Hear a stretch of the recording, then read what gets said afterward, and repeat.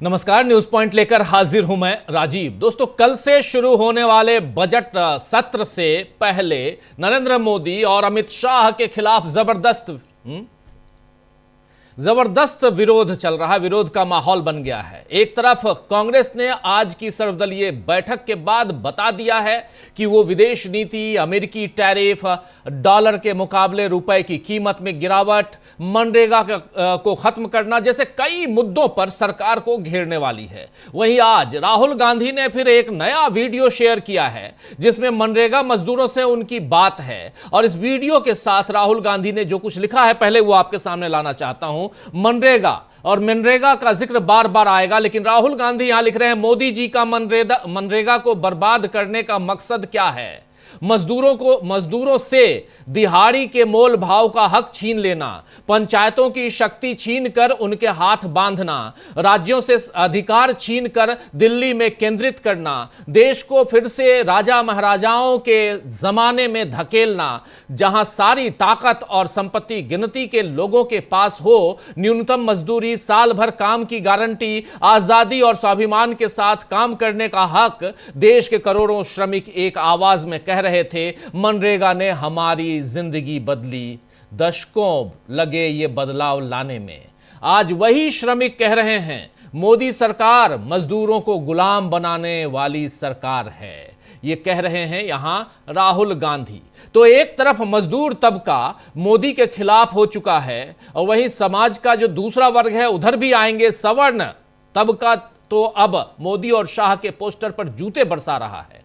यहां आए, लेकिन उससे पहले राहुल गांधी जो ट्वीट किए हैं उसके साथ एक वीडियो उन्होंने जारी किया है। उस वीडियो के एक छोटे से अंश को देख लेते हैं और फिर आखिर क्यों नरेंद्र मोदी और अमित शाह के पोस्टर पर सवर्ण तबका, ब्राह्मण, ठाकुर और अन्य ये क्यों जूते बरसा रहे हैं, वो देखेंगे। लेकिन पहले ये देखिए। सरकार नहीं है, पूरा मजदूराना गुलाम बनाने की सरकार है। तो हक छीन लिया। एसटी, आदिवासी, जनरल सब एक ही साथ आके उसी में काम किए। 36 करोड़ लोगों की रोटी छीन ली ये सरकार। हम एक विधवा महिला, हमारे जैसे बहुत सारे मजदूर है जो विधवा है, अबला है, लाचार है, बेबस है, मनरेगा पर ही आश्रित। वो क्या करेंगी? बस दाढ़ी बढ़ाओ, नाम ये जो रखे। मजदूरी मिलती थी, काम मिलता था, पैसा मिलता था। अब आपको काट के जो बिचौला है उसको पकड़ा दिया है। नरेगा कानून न बनवाया, लड़ते लड़ते फुटपाथ पर रहते आज कानून एक झटका का महीना ये सरकार निकाल दिया, खत्म कर रही है।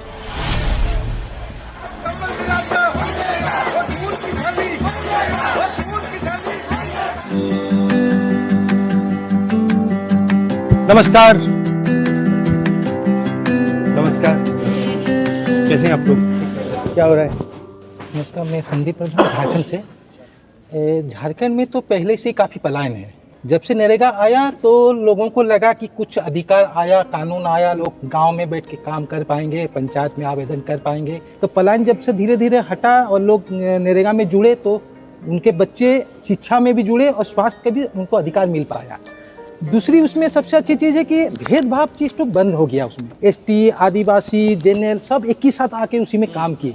अभी काम नहीं है, उसमें हमें भेदभाव नहीं करे, मुस्लिम आया। तो यहां आप देख रहे थे कि राहुल गांधी मनरेगा मजदूरों से मुलाकात करते हुए उनकी बात सुनते हुए राहुल गांधी यहां नजर आ रहे हैं। लगभग 6 मिनट का ये वीडियो है जिसे जारी किया है राहुल गांधी ने। उसको हमारे चैनल पे भी, राहुल गांधी के चैनल पे, कांग्रेस के चैनल पे, तमाम चैनलों पे आप देख सकते हैं। यूट्यूब पे के अलावा आप इसे ट्विटर पे भी देख सकते हैं आज आप इस पूरे वीडियो को। लेकिन यहां चूंकि 5-6 मिनट का है तो उतना लंबा वीडियो आप तक हम नहीं पहुंचा पा रहे हैं। प्रोग्राम को थोड़ा और लंबा करना पड़ जाएगा अगर पूरे वीडियो को दिखाऊंगा तो। लेकिन यहां पर ये मजदूर तबका जो है ये मोदी जी के खिलाफ तो हो ही चुका है, उनकी सरकार के खिलाफ तो हो ही चुका है। जो पहले कह रहा था मैं, वही समाज का जो दूसरा तबका है, सवर्ण तबका, वो भी अब नरेंद्र मोदी और अमित शाह के खिलाफ नजर आ रहा है, मोदी सरकार के खिलाफ नजर आ रहा है। इसीलिए मोदी और शाह के पोस्टर निकालकर उनके ऊपर जूते बरसा रहा है। और ये क्यों हो रहा है? इसलिए हो रहा है क्योंकि विश्वविद्यालय अनुदान आयोग यानी यूजीसी, या इसे यूनिवर्सिटी ग्रांट कमीशन भी कहते हैं इंग्लिश में, उसी का शॉर्ट फॉर्म है यूजीसी। विश्वविद्यालय अनुदान आयोग, बचपन से आप लोग सुनते आ रहे होंगे। इस अनुदान आयोग ने यानी यूजीसी ने एससी, एसटी और ओबीसी के उत्पीड़न को रोकने के लिए जो नई गाइडलाइंस बनाई है, उन पर सवर्ण समाज में बहुत ज्यादा नाराजगी है। यहां इस समाज के लोग, बहुत सारे लोग जो हैं वो नाराज हो गए हैं। कई जगहों से तस्वीरें सामने आई हैं जहां मोदी और शाह के खिलाफ मोर्चा निकाला जा रहा है पूरे देश में। उनके पोस्टर्स पर जूते मारे जा रहे हैं। हालांकि गुस्सा निकालने के और भी तरीके हैं और इस तरह के कामों का हम समर्थन नहीं करते हैं, इसलिए उस विजुअल को आप तक नहीं ला रहे हैं।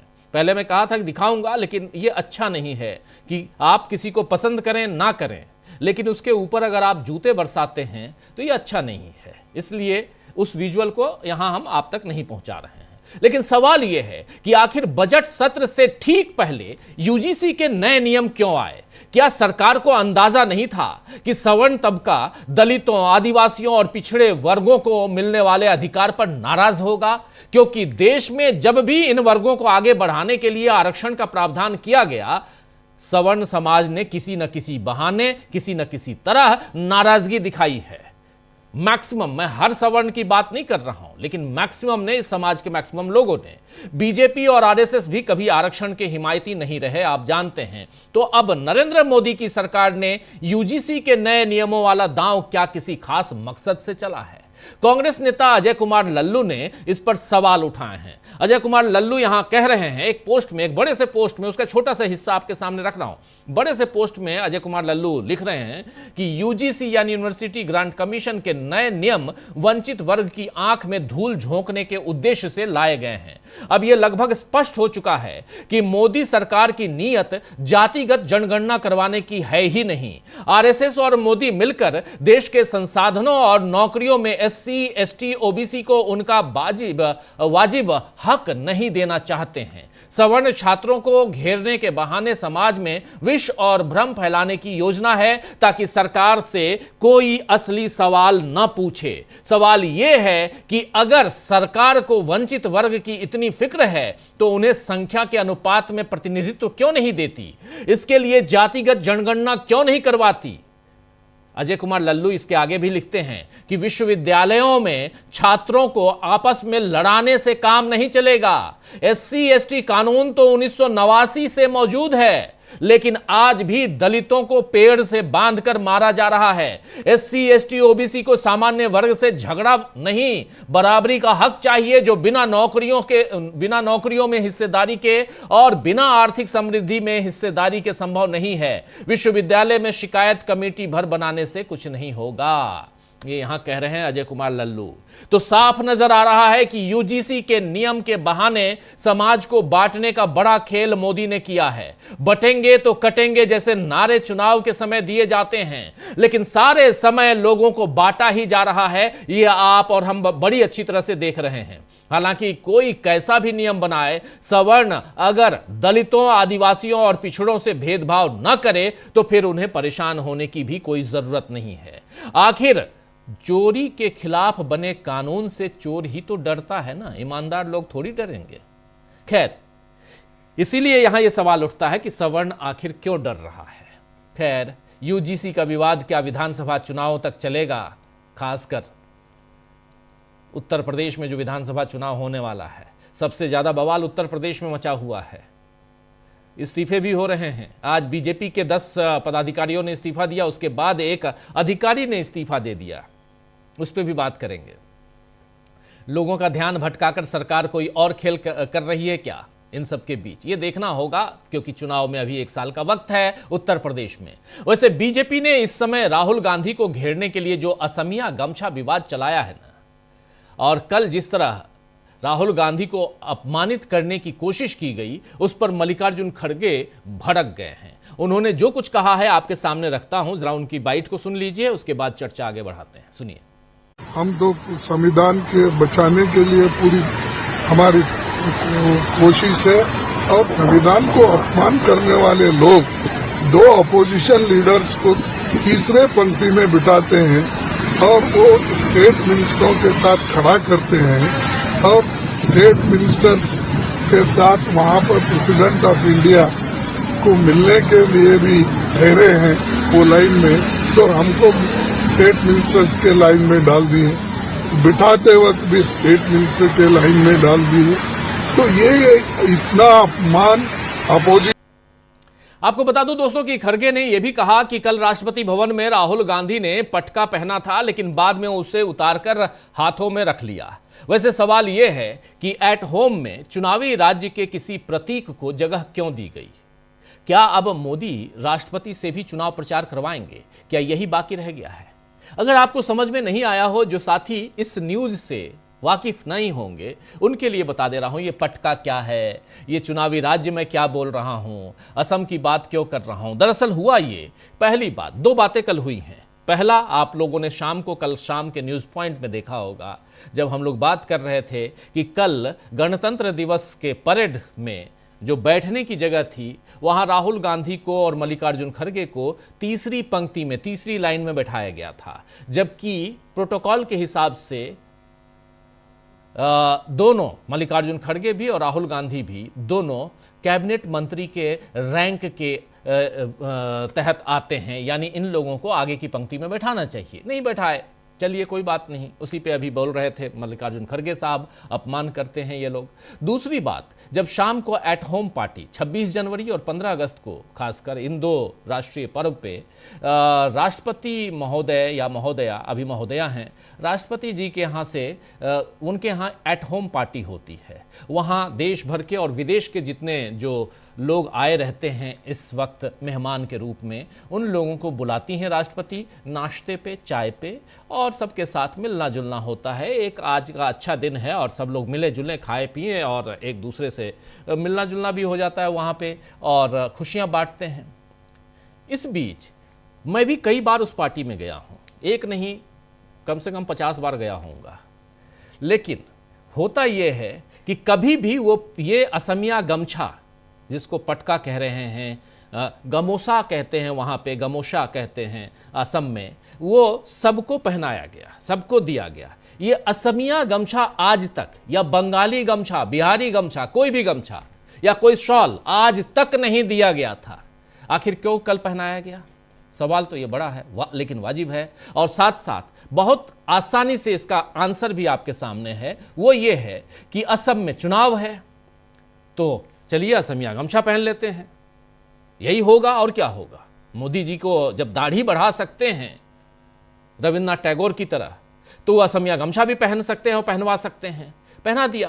राहुल गांधी, वो विजुअल दिखाऊंगा थोड़ी देर में, राहुल गांधी पहले पहने हुए थे, उसको फिर मोड़ के अपने हाथ में रखे, फिर वो गए हैं प्रधानमंत्री के पास भी, जहां यूरोपियन यूनियन के जो मेहमान आए हुए थे उन लोगों से भी मुलाकात की राहुल गांधी ने और मल्लिकार्जुन खड़गे ने। लेकिन आज फिर और कल रात के बाद से सब ने ये कहना, और खासकर बीजेपी ने कहना शुरू कर दिया कि राहुल गांधी असमिया गमछा नहीं पहने।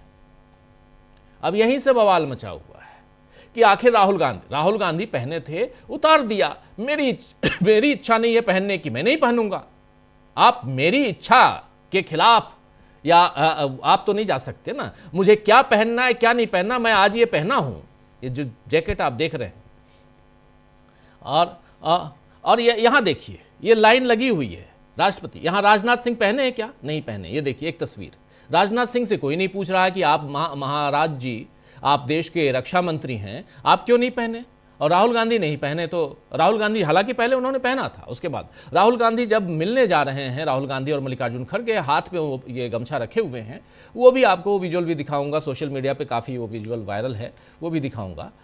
लेकिन ये देख लीजिए आप, यहाँ राजनाथ सिंह नहीं पहने, कोई नहीं पूछ रहा, लेकिन राहुल गांधी नहीं पहने हैं, और ये कह के असम में वोट बैंक की राजनीति करनी है तो यहां ये चलेगा, और यही चलाया जा रहा है। तो देश में, जबकि कल से देश में यहां विंटर सेशन के बाद अब बजट सेशन शुरू हो रहा है, बजट सत्र शुरू हो रहा है। रविवार के दिन 1 तारीख को बजट पेश कर रही हैं हमारे देश की वित्त मंत्री, रविवार का दिन है, मैं स्पेशली मेंशन कर रहा हूं, बजट पेश कर रही हैं। कांग्रेस पार्टी कह रही है कि टैरिफ, अमेरिका के साथ टैरिफ, उसके अलावा मनरेगा, उसके अलावा डॉलर की, रुपए की गिरती कीमत डॉलर के मुकाबले, इन तमाम मसलों पे, महंगाई, इन तमाम मसलों पे हम बात करेंगे।